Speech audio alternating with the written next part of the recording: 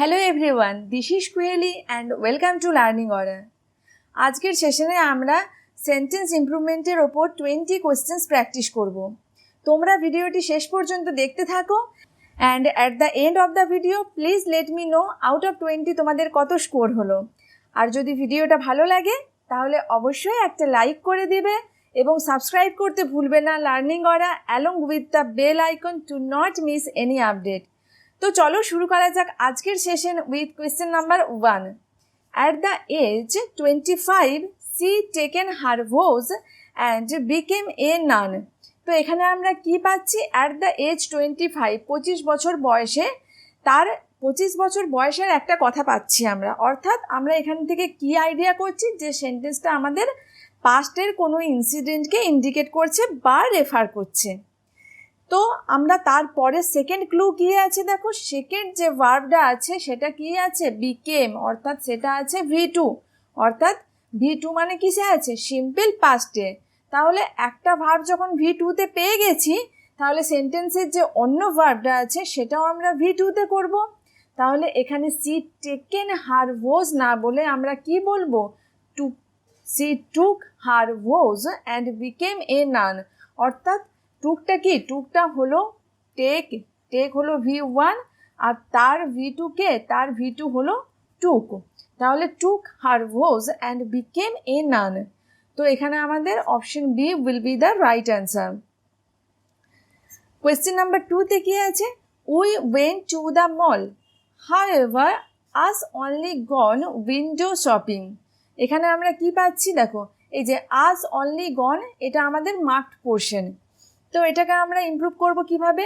We went to the মল, এটা কিসে আছে? V2তে আছে।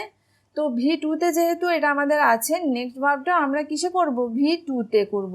তাহলে গো ওয়েন্ট গান, গানটা ছিল কিসে? V3তে। এটাকে আমাদের চেঞ্জ করে বলতে হবে ওয়েন্ট। তারপরেও একটা এরর আছে। কি আছে? আস আছে, প্রোনাউন যে ইউজ হয়েছে সাবজেক্ট হিসাবে। তো সেখানে সাবজেক্ট হিসেবে যে প্রোনাউনটা ইউজ হয়েছে সেটা আছে আস। আসটা তো সাবজেক্টিভ ফর্ম নয়, কিন্তু কোনো প্রোনাউন যখন সেন্টেন্সের সাবজেক্ট হিসাবে ইউজ হয় অলওয়েজ তার সাবজেক্টিভ ফর্মটাকে আমরা ইউজ করি। তো আসের সাবজেক্টিভ ফর্ম কি? উই। তো we only went window shopping. তো এখানে কি আছে? We only went window shopping. তো এখানে option 1 will be the right answer. 3. This preoccupation with him was becoming an obsession that was beginning to affect her ability to take care of the house. তো এটা আমরা কি পেয়েছি দেখো, এটা আমরা একটা পাস্টের ইনসিডেন্ট পেয়েছি। This preoccupation with him was becoming an obsession, তার এটা একটা অবসেশন হয়ে গেছিল বা হয়ে যাচ্ছিল। That was beginning to affect her ability. তো এখানে টুটা কি? Infinitive to. টু এর পরে আমরা কি ইউজ করব? V1। কিন্তু এখানে এফেক্ট, EFFECT, এফেক্ট কি? এফেক্ট হলো নাউন, যার মানে হলো কনসিকুয়েন্স বা রেজাল্ট। কিন্তু দেখো আমাদের চাই কি? চাই তো আমাদের ভার্ব। তো এফেক্টটা নাউন ফর্ম, তাহলে এফেক্ট কিন্তু এখানে হবে না। তার পরিবর্তে আমরা তাহলে কি দেব? অ্যাফেক্ট। অ্যাফেক্ট হলো ভার্ব ফর্ম এবং অ্যাফেক্ট মানে কি? প্রভাবিত করা। তো অ্যাফেক্ট ভার্ব ফর্ম এবং এখানে যেহেতু V1 অর্থাৎ আমরা অ্যাফেক্ট ইউজ করব। তাহলে কি বলবো? That was beginning to affect her ability to take care of the house. তাহলে that was beginning to affect her ability. Option B will be the right answer. Question number 4-এ আমরা একটা sentence filler পেয়েছি। চলো দেখা যাক কি আছে। I dash cake before my mother arrived. তো এখানে আমরা কি পেয়েছি দেখো, এখানে আমরা দুটো ভার্ব পেয়েছি। এখানে একটা ভার্ব ইউজ হবে আর নেক্সট ভার্ব কি? Mother arrived. এখানে একটা ভার্ব পেয়েছি, অর্থাৎ দুটো অ্যাকশনের কথা পেয়েছি। আর আমরা কি পেয়েছি?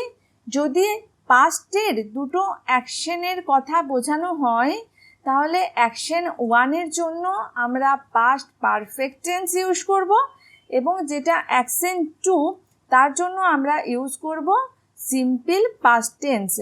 এখানে এবার আমাদের দেখতে হবে কোনটা অ্যাকশন 1 কোনটা অ্যাকশন 2।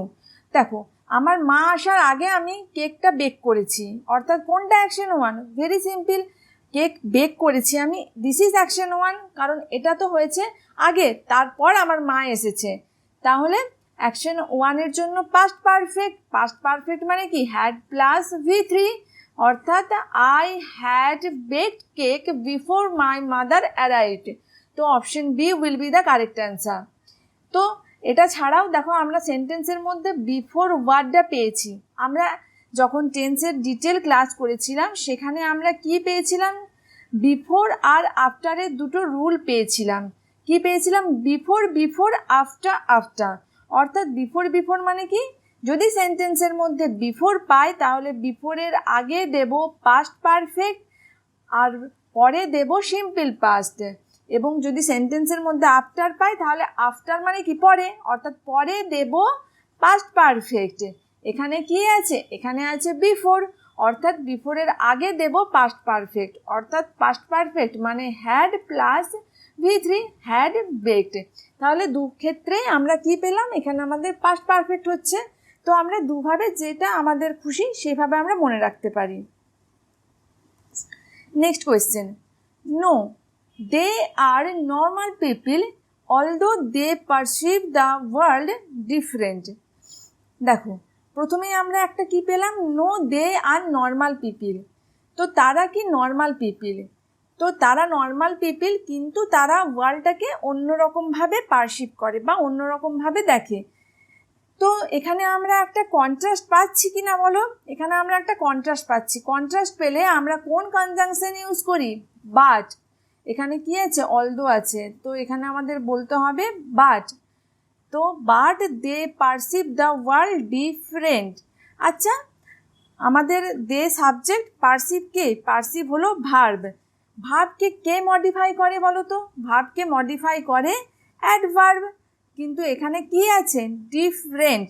ডিফারেন্টটা কি, ডিফারেন্টটা হলো অ্যাডজেক্টিভ, কিন্তু আমাদের কি চাই, আমাদের চাই অ্যাডভার্ব। তাহলে এখানে আমরা কি করব, এখানে আমরা ডিফারেন্টকে বলবো ডিফারেন্টলি। তাহলে আমাদের কারেক্ট অপশন কি হবে, but they perceive the world differently. আচ্ছা, এই তো অপশন বিতে আমরা পেয়ে গেছি আমাদের correct answer, but they perceive the world differently. Question number 6, he started are newly jobs on Tuesday. দেখো এখানে কি আছে, he started a newly jobs. প্রথমত আমাদের পেয়েছি সেন্টেন্সের মধ্যে কি, এ, অর্থাৎ একটি। এবারে যখন আমরা নাউনের আগে এ ইউজ করছি তারপর আমরা তাকে এস দিয়ে প্লুরাল করতে পারি না, পারি না। তাহলে এখানে জবসের এসটা কোনোভাবেই হবে না। নেক্সট এরর কি আছে, জব কি, জব হলো একটা নাউন। নাউনকে কে মডিফাই করে, নাউনকে মডিফাই করে অ্যাডজেক্টিভ। এবার নিউলিটা কি অ্যাডজেক্টিভ না, আমাদের অ্যাডজেক্টিভ কি, নিউটা হলো অ্যাডজেক্টিভ। তাহলে এখানে আমাদের অ্যান্সার কি হবে, he started a new job on Tuesday. এই নিউ জব কোথায় আছে, চলো এই যে option B will be the correct answer, he started a new job on Tuesday. 7, after the concert his voice has hoarse from cheering. His voice has hoarse from cheering. তো এখানে কি আছে, his voice has হবে না, তার ভয়েসটা কি ছিল, হোর্স ছিল চেয়ারিং করে। তাহলে his voice was hoarse, option B will be the correct answer. When I was 8 years old, I used to play with toys. আচ্ছা, যখন আমি 8 বছরের ছিলাম, অর্থাৎ এটা কি বোঝাচ্ছে, পাস্ট ইনসিডেন্ট। তো 8 বছর যখন আমার ছিল তখন আমি টয় নিয়ে খেলতাম, অর্থাৎ এটা একটা পাস্ট হ্যাবিটকে রেফার করছে। আর আমরা কি জানি, two refer any past habit with which structure do we follow? We follow the structure used to plus V1. তো এখানে কি আছে, ইউজ টু আছে, ইউজ টু এর পরে কি আছে, প্লেড আছে, অর্থাৎ কিসে ছিল এটা, V2, কিন্তু V2 তো করবো না, ইউজ টুর পর আমাদের কি চাই, V1। I used to play with toys. I used to play with toys. Option A will be the correct answer. The water leaked in with a hole in the roof. দেখো ছাদের একটা গর্ত দিয়ে বা ছিদ্র দিয়ে জলটা লিক করছে, তাহলে ছিদ্রের মধ্যে দিয়ে জলটা লিক করছে। তো এখানে আমরা কোন প্রেপোজিশন ইউজ করব, এখানে আমাদের বলতে হবে through, THROUGH, through a hole. তো এখানে আমাদের কি অপশনটা হবে? তো এখানে আমাদের কোন অপশনটা সিলেক্ট করতে হবে? Option B, through a hole. Next কি আছে দেখো, থ্রু আছে প্রেপোজিশন, কিন্তু এ আছে, তারপর কি দিয়েছে? হোলস দিয়েছে, অর্থাৎ এটা হবে না, আর বাই তো হবে না, আমাদের কারেক্ট অপশন হবে option B. 10. Now, how much autograph would you like? I can do joint up writing now. You know. Now, how much autograph would you like? তো অটোগ্রাফটা কি? অটোগ্রাফ হলো কাউন্টেবল নাউন। কাউন্টেবল নাউনের সাথে আমরা মাছ use করি না, countable নাউনের সাথে আমরা মেনি ইউজ করি। আর মাছ আমরা কোথায় ইউজ করি বলো তো? মাছ আমরা ইউজ করি আনকাউন্টেবল নাউনের সাথে। কিন্তু তাহলে এখানে আমাদের কি বলতে হবে? Now how many autographs, how many autographs would you like? Option B will be the correct answer. My parents used to encourage me to devote more time to study. তো আমরা পেয়ে গেছি দেখো ইউজ টু এর পরে আমরা কি দেব? Always V1, কিন্তু এখানে কি আছে? এনকারেজড, অর্থাৎ V2 আছে, অর্থাৎ এখানে আমাদের দিতে হবে V1। তাহলে কি হবে? My parents use to encourage me to devote more time to study. Encourages আছে, তো অপশন এ হবে না। নেক্সট কি আছে? এনকারেজ মি টু ডিভোট, তো option B will be the correct answer. এখানে দেখো আমরা একটু আগে জেনে এলাম যে পাস্টের হ্যাবিট বোঝানোর জন্য আমরা always use to plus V1 এই স্ট্রাকচারটা ইউজ করি। এছাড়া এখানে আরও একটা পয়েন্ট তোমরা মাথায় রাখবে, যদি আমরা সেন্টেন্সে মোডাল পাই, মোডালের পর আমরা অলওয়েজ V1 ইউজ করি। ইউজ টুটাও কিন্তু একটা মোডাল। আমাদের যে মোডালগুলো আছে shall, should, can, could, will, would, তো সেই সমস্ত মোডালগুলোর পর যদি আমরা কোনো ভার্ব ইউজ করি সেটা হবে V1। তো ইউজ টুটা তার মধ্যেই একটা পড়ে, যাই হোক, তো ইউজ টুর পরে তাহলে আমরা কি অলওয়েজ ইউজ করব? V1। Option B will be the correct answer. 12. The home I dash with my husband in 1986 still smelled like him. তো বলছে 1986-এ আমি হাজব্যান্ডের সাথে যে হোমটা শেয়ার করতাম সেটা এখনও তার মতো গন্ধ আছে, বা তার গন্ধ এখনও বাড়িতে রয়েছে। তো এখানেও দেখো দুটো অ্যাকশন পেয়েছি। যে বাড়িটাতে আগে হাজব্যান্ডের সাথে আমি শেয়ার করতাম বা থাকতাম, তো এখানে কোনটা অ্যাকশন 1? আমার হাজব্যান্ডের সাথে থাকাটা অ্যাকশন 1। তো অ্যাকশন 1 অর্থাৎ সেটা আমরা কোন টেন্সে করব? সেটা আমরা করব পাস্ট পারফেক্টে।